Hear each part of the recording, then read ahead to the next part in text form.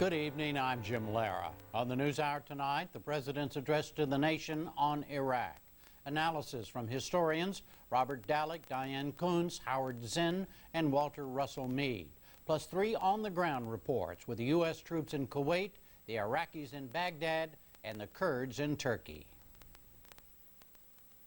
President Bush issued an ultimatum to President Saddam Hussein of Iraq tonight.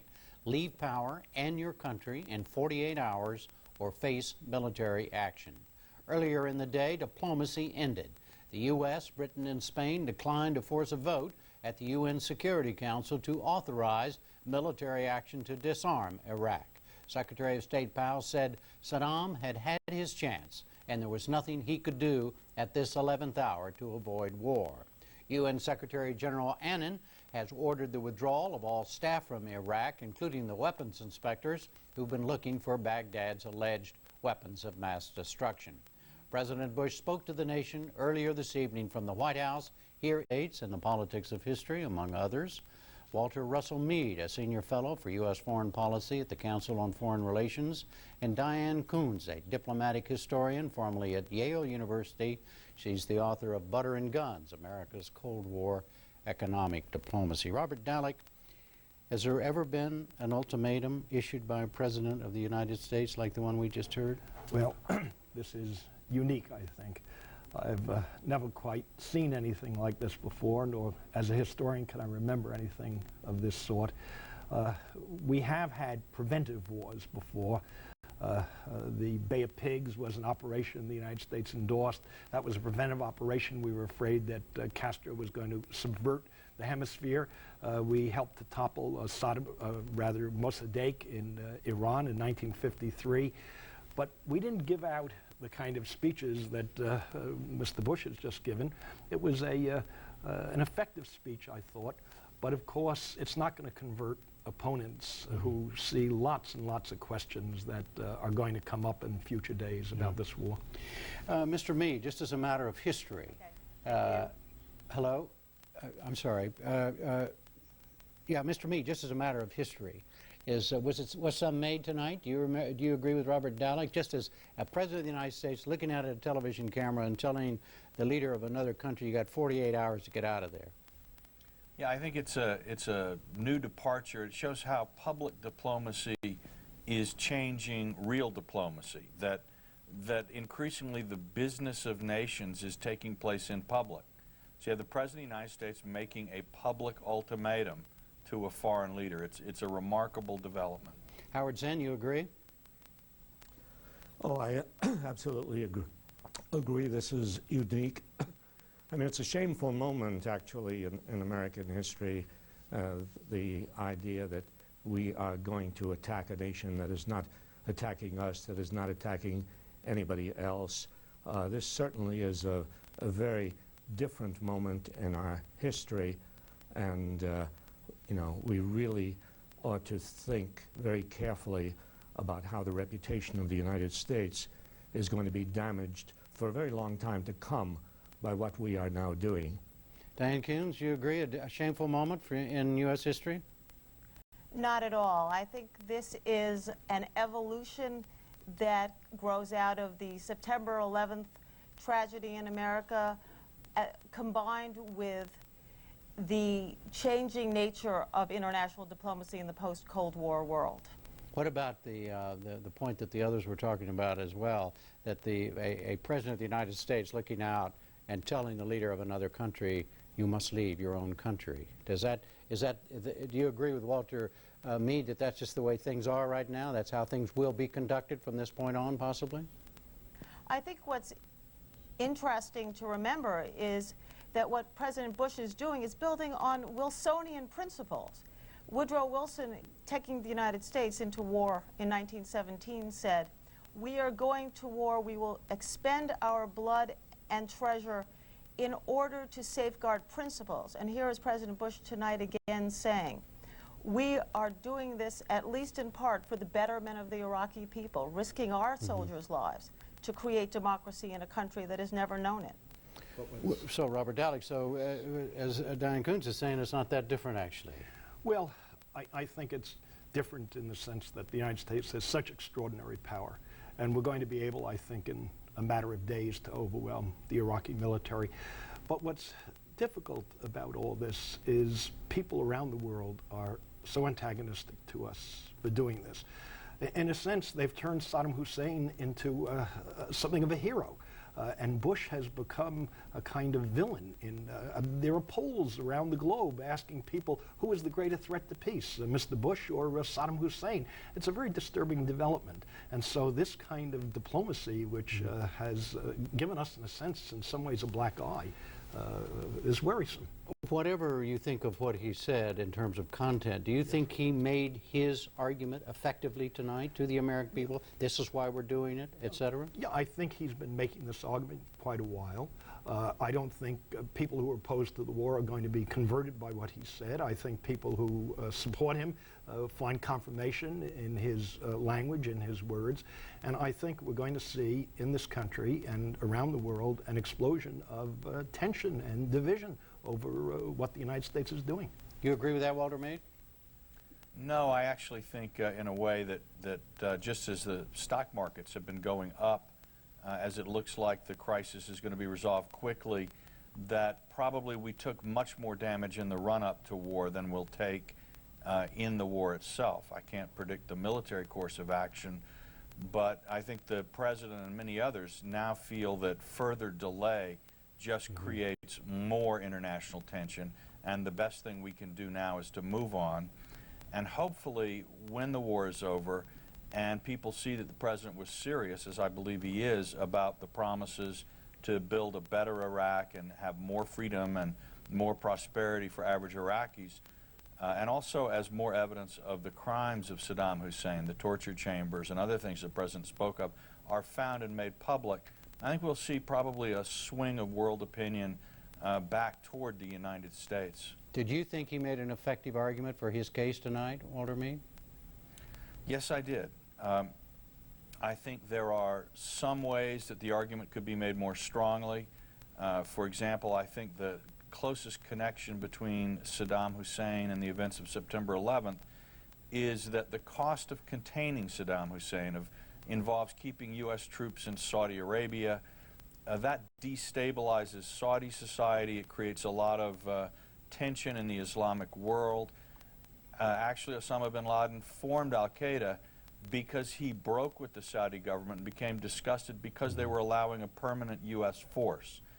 If Saddam Hussein had kept his ceasefire agreement, or if he'd fallen from power in 1991, there wouldn't have been that U.S. presence. There would never have been an al-Qaeda. There probably would never have been a September 11th. The danger of doing nothing, of allowing the sort of the poison to go on, was growing. And I think the President could have made a stronger argument that the most peaceful, the safest course is to act decisively now. But even so, I think it was a good speech. Howard Zinn, what did you think of the President's case for war? Well, it's, as Robert Dallek says, it's the usual case. But the one thing that is missing in so much of the discussion is that we are going to kill a lot of people in this operation. It's all well and good to talk about the promise of a different Iraq, a democratic and free Iraq, a promise which is very dubious considering the history of the United States. It's a history in which it has not been very good at creating democracy, a history in which it has rather supported dictatorships around the world. But we are going to kill, and think of it this way, we talk about Saddam Hussein and what he's doing to the people of Iraq. We are going to kill the victims of Saddam Hussein. The civilians of Baghdad are going to be living under terrorism. We are concerned about terrorism. War is terrorism. The people of Baghdad are going to be terrorized. Shock and awe. We are going to unleash enormous numbers of bombs on the cities and villages of Baghdad. Now, we can't, that is certain. What is uncertain is the future. When you face certain horrors in war and uncertainties about the outcome, morally you cannot go along with this war. And I think that's why most of the world is outraged at what the United States is about to do. And they are right. President Bush is right now the greatest danger to world peace. He is also the greatest danger to our young men and women whom he is sending into combat. Those who die, not just those who die in Iraq, but those people in our armed forces who die. They will die because President Bush has grandiose ambitions for American power in the world. They will die because of oil. They will die because of politics. They will die because of the need of the United States government to expand its power. Those are not good reasons for people to die, there or here. I take it then you disagree with what Walter Mead just said, that over time, the public opinion throughout the world will swing to the Bush position and the American position. Nobody knows how public opinion will look. Predicting the future and predicting public opinion, we don't know what is going to happen in the future. We do know what is going to happen immediately. And what is going to happen immediately is that the United States is going to be really endangering the people of the United States, not just the people of Iraq, because even the CIA has said that the threat of terrorism will grow if we go to war. The United States government, by going to war, is making the American people less safe, is putting us in greatest danger.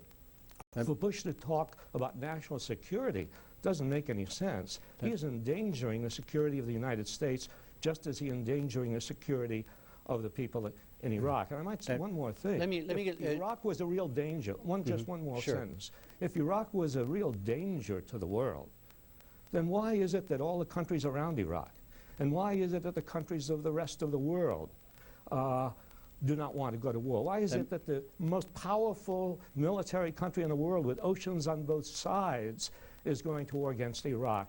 No, the reasons are not the ones given by President Bush. We only have a couple minutes left. Let's go to Diane Lenz and see if she would like to answer that question. How do you see? How would you answer Howard Zinn's question? Well, the first point I'd like to make is the reason there's going to be a war in Iraq, if there will be one, will be Saddam Hussein. It is Saddam Hussein who for 12 years has refused to disarm, who's refused to get rid of weapons of mass destruction. He still has an opportunity to leave. And so to say that it is the American government's fault that there may be a war in 2 days or 5 days or whenever is just ludicrous. Moreover, I think what President Bush made the point today, and I hope he makes it more clearly, is that the preeminent issue for the next 20 years is how many countries will have weapons of mass destruction and how many individuals will be able to get those weapons of mass destruction illegally. And what President Bush is trying to do, I believe, is to make it very clear that the price for the proliferation of chemical, biological, and nuclear weapons will be extremely high. And in this way, he is definitely safeguarding American and world security. What about Howard Zinn's point, though, that meanwhile some Iraqis and possibly some Americans are going to die? Well, this is the impasse to which Saddam Hussein has brought us. And when we ask the slogan, war is not the answer, well, it depends on the question. And right now, if the United States backs down, we will have sustained, as Winston Churchill said after Munich, defeat without war. And that is the worst case scenario. Is there any one of you who believes that Saddam Hussein will actually leave in the next 48 hours? Mr. Mead? Mr. Dallek? I'm hoping so. No, I don't think there's any chance. But I'd like to say in terms of the killing of civilians that the sanctions regime actually kills 1,000 to 5,000 civilians, children under 5 a month, which is the number of people who died, civilians who died in the Gulf War. Okay. The status quo is not peace in Iraq. Right. The status quo is a slow war and civilians are dying. Yeah. So I think ending the slaughter of civilians is a legitimate goal of the government. This is a discussion that is only beginning tonight, and thank you all for joining us, and we will continue this on this program and elsewhere in this country and in the world. And there is a Frontline special report later tonight about Iraq called The Long Road to War. It's coming up next, in fact, on most PBS stations, and we'll have more coverage and analysis of the move toward war on our regular NewsHour tomorrow night at our regular time. But for now, I'm Jim Lehrer. Thank you and good night.